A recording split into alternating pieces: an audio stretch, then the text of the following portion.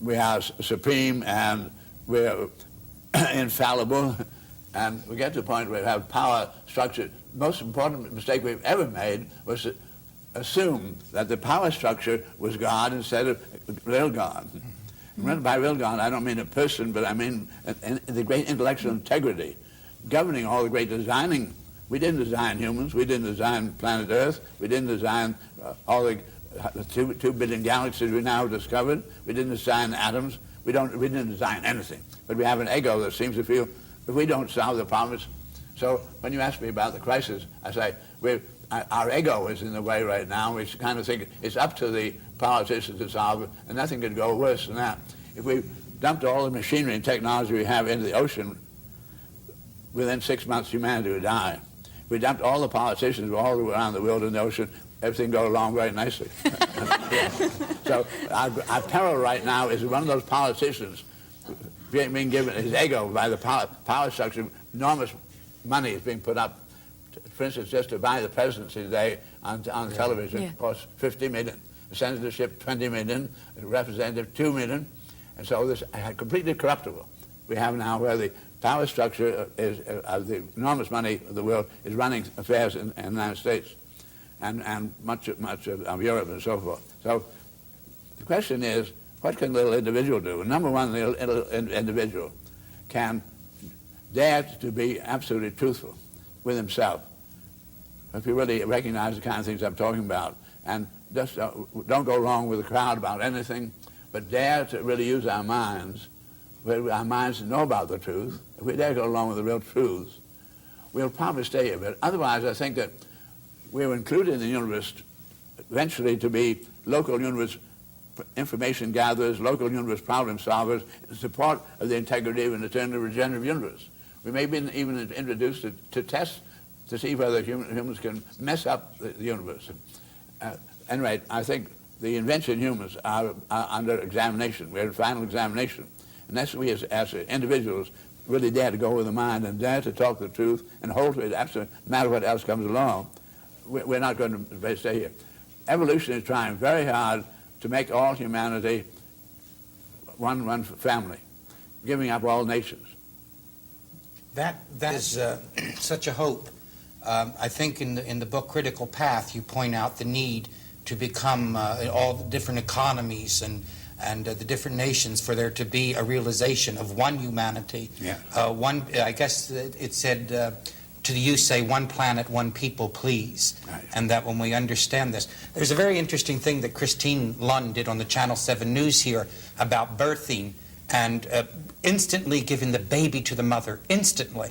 And do not separate the baby, and it forms a binding between the two of them. And now they're changing their whole things. Maybe consciousness will come. We're going to find out in the next few minutes as we talk to Buckminster Fuller about the critical path and the hope for the future that I know lies within his heart and within his infinite mind. We'll be right back. Stay with us.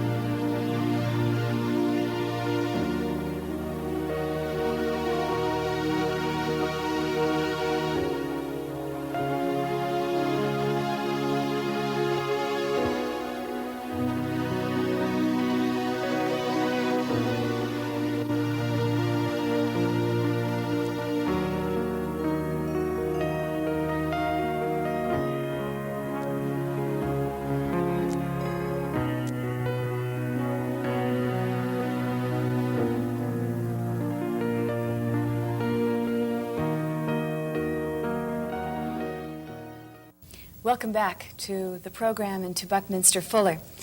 Mr. Fuller, I'm sure you're familiar with Thurber, the poet and the cartoonist, James Thurber. Yes. And he has a cartoon called The Last Flower, which is quite popular. Do you know it? It's a picture of a flower, and it says, when all the world wars were over, all that was left was one flower and one man and one woman. And they got together, and they had a family, and then that family had family, and then they created industry, and then they created governments, and then they created armies, and then they had a war, and when it was all over, the last thing that was left was one flower, one man, and one woman. Is there anything in your studies or in your philosophies that points to the fact that this evolutionary process of the world is just one continual cycle of we are here, we are wiped out, a new group comes, and it is wiped out? Or do you believe that we are the group that will continue? No, I would see the final one flower and the couple, and everything's radiation around them, just like Mars or any other very barren planet. I think very much what I said to you, that we're here for some very important reason in the universe, not just to be a man and woman making babies and smelling flowers. We're here with these beautiful minds. That's what we're here for. Many, many creatures have brains. That's not what we're here for at all. So I then would like to know something that I find very, very important. When I was born, reality was everything you could see, smell, touch, and hear. They used to have an expression, I'm from Missouri, let me see it. And the year I was born, however, the X-ray was discovered. You couldn't see it. The same year I was born, Marconi discovered wireless. You couldn't see it. It did not come into play until I was 12 years of age. When I was 3, the electron was discovered. It didn't make any newspaper. Nobody thought that's going to be anything. Since that time, we've gone deeper and deeper into what we call the invisible reality, where we discover then each of the chemical elements has its own electromagnetic spectrum, wavelength, and frequency. And we've learned a great deal about the atoms and both macrocosmically and microcosmically. By learning principles of understanding refraction of light, we've been able to make the lenses by which we have the telescopes to go into the microcosm and the macrocosm. So we have extended ourselves to the point where when I was 28, Hubble discovered another galaxy. Since that time, we've now discovered 2 billion more galaxies, over 100 billion stars each. The rate of increase of information is just absolutely enormous. So we're dealing then in this great invisible reality. And in the invisible reality, you begin to know how the atoms behave, by which of our minds, within the principle, began to understand a principle that's so simple as that of leverage. We have then a fulcrum and a lever, and if the load, we come out one, you have what they call balance. Go out 2 increments, you have 2 to 1. Come way out here under the great lever arm, and you have an 18 to 1 or 20 to 1.